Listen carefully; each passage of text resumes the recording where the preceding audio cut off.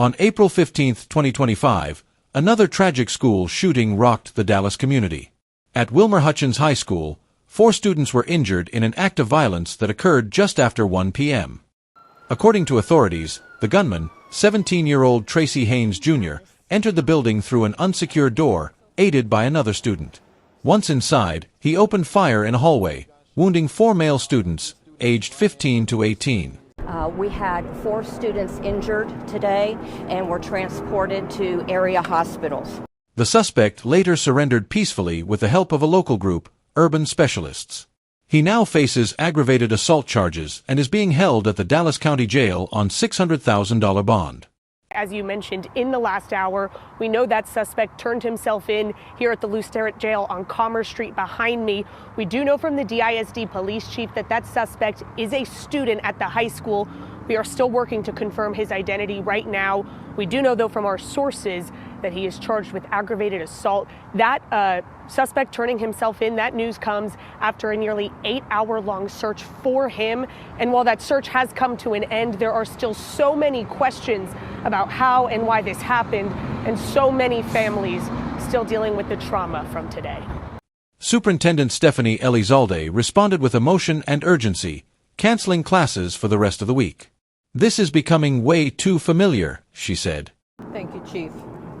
Today, as we all know, the unthinkable has happened, and quite frankly, this is just becoming way too familiar, and it should not be familiar. I do want everyone to know that I just got off the phone with Governor Abbott, who just called to get an update, a status report, and to offer any resources that we need to assist us. So I know that there are many questions, and we're not going to have all the answers right now because some of the information will be inaccurate. So we will do our very best because we know it is important to be always transparent.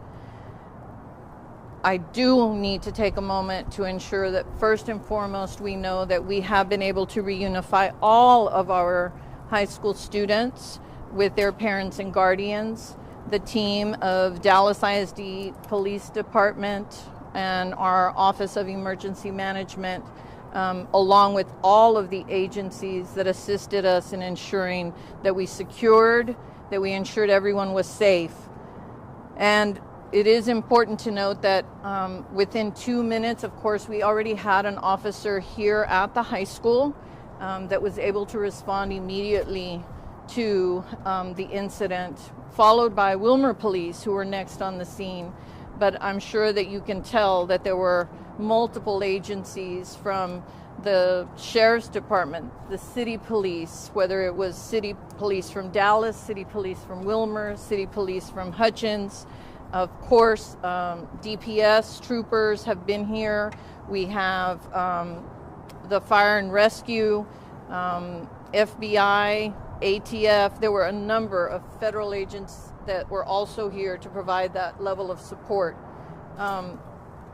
What I can tell you is our team worked very deliberately to ensure first and foremost that everyone was safe on campus as soon as the incident was reported, and provided of course treatment to each of the individuals.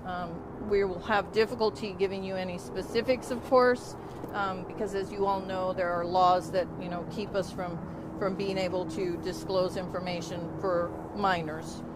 I also want to reiterate that we will not be having school at Wilmer-Hutchins High School for the rest of the week. We will have mental health clinicians and others available to assist anyone who would like to meet with counselors to discuss the incident. You don't ever just get used to this, and I am very aware of that. It certainly weighs very heavy on my heart, but I can't begin to imagine. As a parent myself, I'm trying to put myself in those shoes.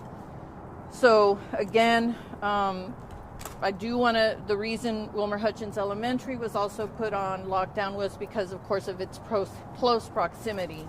But there was not any danger to anyone at the elementary school. We will be having elementary school tomorrow and Thursday. There is no need for anyone to be concerned about safety of their children. And we will still have additional officers because, again, I want to do everything we can to provide reassurances to our parents.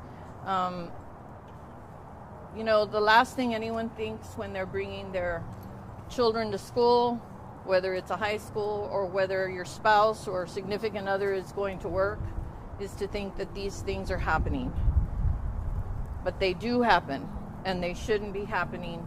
Right now, our primary concern is to continue to provide support, ensuring our schools are safe, and we will work with all of our community to do the very best we can to ensure that everyone feels safe. It's not enough to be safe, they also have to feel safe.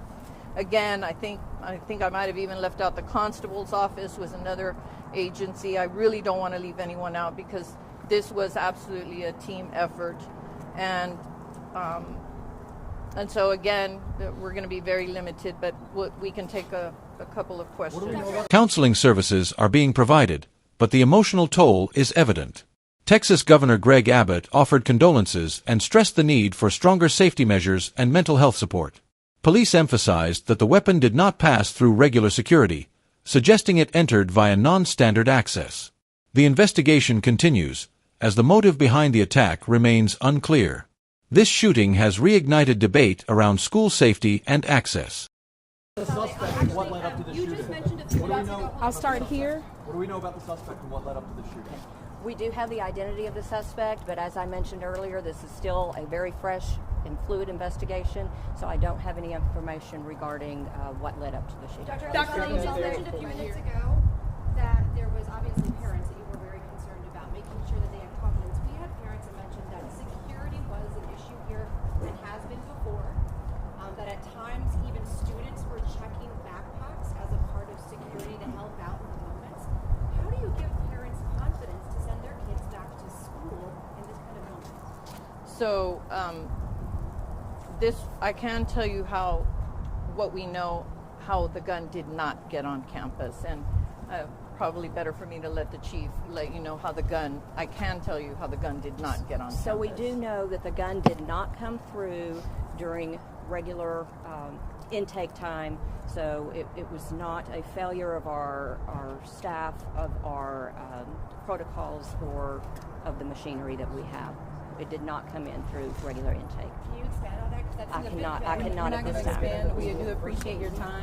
One thing is clear: the urgency for preventative action has never been higher. Everything happened so fast.